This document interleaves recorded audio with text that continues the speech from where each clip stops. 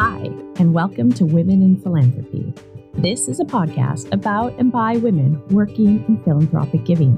Grantmakers, fundraisers, executive directors, researchers, advisors. You can't always see behind the scenes in philanthropic giving, and that means you can't see who enables this giving. My name is Michelle Fugel-Gartner. I'm a philanthropic practitioner and researcher. My doctoral research demonstrated that most of what we know about working in philanthropic giving is told to us through a male point of view. This podcast offers the opportunity to hear from women working in giving. The idea for a podcast was inspired by having dim sum with my friends and talking about our roles in philanthropy, our challenges, and our thoughts. Each 15-minute episode will connect you with a woman in philanthropy. You'll hear about her role, how she got there, and how it enables giving. You'll also hear her thoughts on issues such as worth, negotiation, and influence. If you like what you hear, please subscribe to the podcast. And if you are a woman working in philanthropy and would like to share your story, please get in touch. And now, our Woman in Philanthropy. Hi, everybody. Welcome to Women in Philanthropy. We are broadcasting from the Waterloo Podcast Project at Brewdog Waterloo, and we're very excited to have Dilys Winterkorn here with us today. I was saying to Dilys earlier that the inspiration for this podcast came from the fact that I used to meet a group of friends at ping pong here in Waterloo once a month to chat about philanthropy, chat about our roles, share ideas, vent, gossip. And so I'm really excited to have Dilys here today to talk about her role in philanthropy. So Dilys, what role do you have? What role? Well, I would consider myself, and others consider me, a philanthropy advisor. In terms of what type of philanthropy, it's mainly working with individual philanthropists, trusts and foundations on their giving, their philanthropic investments, what they're investing in, what their ambition is, and really in their design and delivery of their investment programs. I've been doing it for a number of years now. I guess what I've come to specialize in is around investments in Black and racialized communities. Amazing. And so how did you find this role, or how did you create it? It's quite a story, really, about almost the journey of my career to date. How this role came was, I guess I've worked as a fundraiser. I've also worked in philanthropic partnerships, and then moved on to working with grantmakers, designing new funding programs. And it was in doing that work that I saw that there was just a gap, really, a gap in funders taking the time and space to really consider what programs they were developing, what they were investing in. To give you an example, the murder of George Floyd saw a lot of philanthropic investments, particularly in the UK, for instance, towards Black and racialized communities. We saw big growth at that time, and a lot of money was going out the door, so to speak. However, there was no real intention and thought as to what was going out and what the long-term plan was. And so it was during my time in grantmaking that I decided just to take some time out, really. Time out to give space and thought to how funders could make better investments in that space, and time to really connect with frontline organizations and infrastructure organizations in that space who were doing that work. To understand what it was like on the other side in terms of how funders were impacting on the communities that they are there to serve. Yeah, and so that really has been it. And it was during that time that I was called and invited to work with two funders who had made large investments, one of them being BBC Children in Need, who made a £10 million 10-year investment to invest in Black children and young people. And, 2 years, within those 2 years, they did a lot of thinking around what that would look like. And I joined to advise on the design and delivery of that fund. Currently, it's an active fund right now, and started by really testing, taking a small chunk of that investment and designing a youth empowerment program with young people, young Black people at the heart of it, young Black people who were employed and brought in to the organisation using their know-how. It's an active fund, powered in partnership with One Extra, and also working with infrastructure Black organisations on the delivery of that fund. And so, yeah, that's really, it found me in a way, and really enjoying it. As a Black woman, there aren't many of me in our sector. And so I saw it as my obligation and responsibility, really, to use my work in grant making, in that space. There are so many forms that an advisor can take. And the term philanthropic advisor is often very vague and used in many different ways. So I appreciate you explaining how you do the work. I'm so curious as what are you consciously bringing into how you create that role? Because you talked about bringing the people in who have the experience and the know-how in order to do in the fund. And so is that, where does that come from for you? Where is that approach inspired by, or why is that important to you? Yeah, it's important to me, I guess, from my own positionality and my own experience, quite lived experience, but I should say my own experience. I was a fundraiser, and so, working with funders, understand what it's like on the other side, writing those applications, feeling that there's a responsibility to let fundraisers know why they weren't successful, better understanding how we can work with frontline organizations. Also, my background, I'm Ghanaian, West African diaspora. I grew up in this country and experienced firsthand, racism and also discrimination. And so in terms of the communities I work with, I have, that connection, skin in the game, really. Also in terms of my experience working in international development for a number of years, I worked across the African continent, many different countries, with local communities. And so I guess it gave me an understanding in terms of the impacts that mainstream development was happening on those communities, an appreciation of locally led solutions. Right.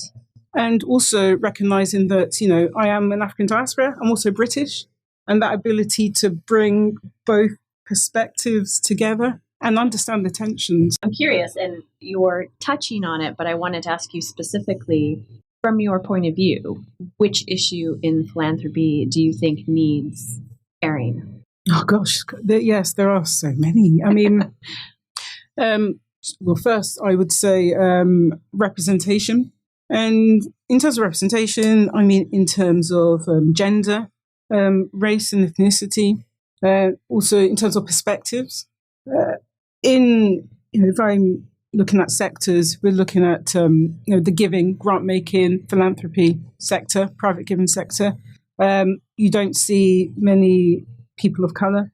You don't see diverse ethnicity. You don't see very social classes. It's very one-dimensional, one type, let's say. And so, that's an issue I would like to air. It's something that we talk about a lot, talk about diversity, equity, and inclusion. I very much feel that we're all diverse, and so really I harp on the equity and the inclusion part, having more different faces and ideas in the room. Some of the reflections that have been given to me recently is that there is an increased awareness of diversity amongst, say, foundations, philanthropic foundations. We see initiatives being undertaken. But what's also been reflected is that when it gets to inclusion, that's where sort of, if we were to call it the implementation, that's where it tends to fall short. And I wonder from your perspective, if you see that, or if you think, if there are examples where you see it advancing, where inclusion is happening. Always try to look for organizations, entities doing really interesting, exciting things in that space. And I'm still looking. So if anyone knows, please throw it my way. I'm really still looking. But to your point, yes, diversity, equity and inclusion has been talked about, has been recognised in a sense by funders, recognised in the sense that it's on the website, it's adopted in values. We see policies. We even see requests. When in grant applications, you must see your EDI policy, right? We even see more different faces in an organisation. I guess what is falling short and what really would be great to see is the inclusion piece. Inclusion in terms of the retention of those different faces and voices that have been brought in, inclusion in leadership roles, and really also having a seat at the table. I remember my father used to say, if you're not at the table, you're on the menu. Oh, wow. And so I always think in terms of that inclusion piece. Yes, exactly. Somebody reflected to me that in inclusion, their advice to organizations is, if you're not questioning at every decision-making point in your organization, not just HR, but every decision-making point, asking who's not in this conversation or who's left out of this decision, like that is inclusion. And until that's the level of sort of micro granularity organizations are willing to take on, then inclusion is stunted. Yeah, definitely. And we will always look on diversity. You can do the tick box. It's interesting you say that, because it's almost like inclusion and participation. Remember, international development years ago, there was a book written, The Tyranny of Participation. And the book on the premise that international development practitioners talk about participation. It's all about what communities want. But within that, when you look at the practices, it was about sensitization. We're going to go to a community with an idea, and we have to sensitize them to an idea that we're bringing. But we're going to ask communities what they want. Me being a diaspora, having lived in Ghana, I also know that power dynamic. If you ask a community, what do you want? There's something about, well, what are you offering, right? So there's something. There's that tyranny there that you can come and import your ideas in the name of participation and inclusion, but really design the frameworks and tweak it that you're still, not really doing, that. And that's similar to almost what we're seeing in the inclusion space, where you can, where in the funder world, saying, no, we went out to communities to ask them what they wanted, and we designed the program, but then you see, well, at what stages were those communities brought in the room? In keeping to our time, I wanted to ask you a few rapid fire questions, if you're up for it. Yes, go for it. All right. So, what is the worst philanthropic jargon? Now, I'm starting this because I believe actions speak louder than values. And the jargon, the innovation. Oh, so innovate. It's a great term. It's powerful. It means so much. And I remember when I came to the sector, and when I say sector, I mean philanthropy, all of that space. Early 2000s. Innovation was a great word. It was being used at the time. It meant something. You could see what it was. Different ways of doing, of working. There were like new ideas. There was also something about innovation where it was allowed to fail. There was a testing behind it. And then I've just seen over the years that that phrase has just been adopted and applied to so many things that it becomes diluted. And then the conversation 10, 15 years later was innovation. What does it mean? It's like, oh man, it means so much. And so, it's become quite diluted, that now it's coming back. But we now have seen where it says innovation, and then there's an explainer on what innovation means. So, and so, it's a shame. It's become quite a jargon term, but it's a really meaningful term. You're hopeful for its usage to come back into absolutely, and it will. So innovation. There is also another one that it's a really important phrase right now. Trust-based. We talk about trust-based philanthropy. That trust-based piece is also really important, because that is like innovation. It's new in the discourse, what it means practically, what it looks like. And I can see now that also starting to quickly be applied to different things, almost like attaching a label, trust-based, like we're trust-based, and you look at like the criteria, the practices, like that's not really trust-based, and I can almost see that going the same way as innovation. However, there is like the trust-based philanthropy project, who are doing fantastic work in that space. It's almost like holding us to account on what it is, what the principles are, the indicators and measurements, and bringing a community and building an ecosystem around that.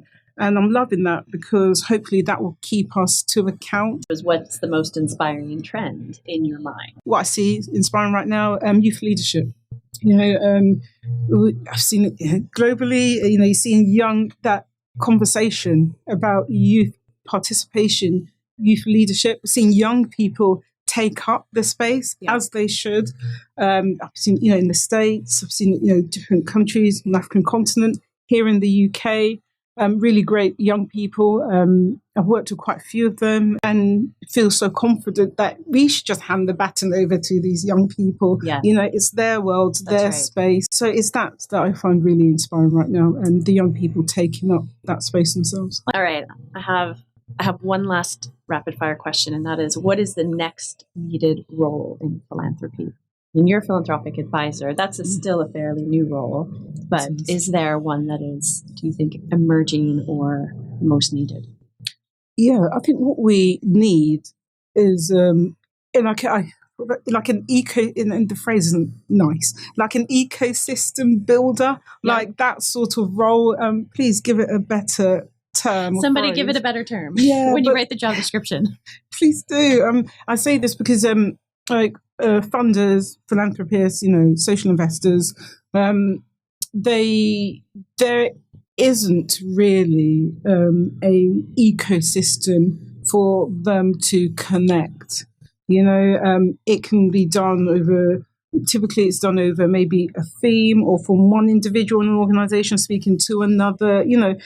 But there isn't that sort of like ecosystem where there's institutes. There are organizations or networks that are networked together. That's right. And across the different facets of like policy, tax, collaboration, learning and knowledge, data, and by that I mean the ecosystem. We don't have that. We're starting to see a lot of data institutes around philanthropy, but it's all bringing that all together. Yeah, that would be amazing. And I think really helpful to your point of silos. It would save a lot of time. Also, it would join resources up, allow us to work more strategically. And, that ecosystem being also in terms of the areas like policy, what have you, but being local and international, like making those connection points. Absolutely. Well, Dilys, thank you so much for being with us today on our podcast. And everybody, thank you for listening. If you have questions for Dilys, her contact information will be in the links. And if you have any feedback or if you'd like to share your story, if you're a woman in philanthropy, please do get in touch with us. Look forward to seeing you with us to hear from our next woman in. If you are hearing this message, you've listened to the entire episode. And for that, I want to thank you so much. This podcast is brand new, and it is an experiment on a topic that I am so passionate about: amplifying women in philanthropy voices. I hope you've enjoyed this new episode. And if you did, please leave a review on Apple Podcasts and Spotify. And please share this episode with others you think that would be interested in this topic and who have similar experiences and who could learn from the women we've spoke to. Also, please feel free to let us know what topics you'd like to see covered in future episodes. And if you are a woman in philanthropy or know someone who would be great for this podcast, please get in touch.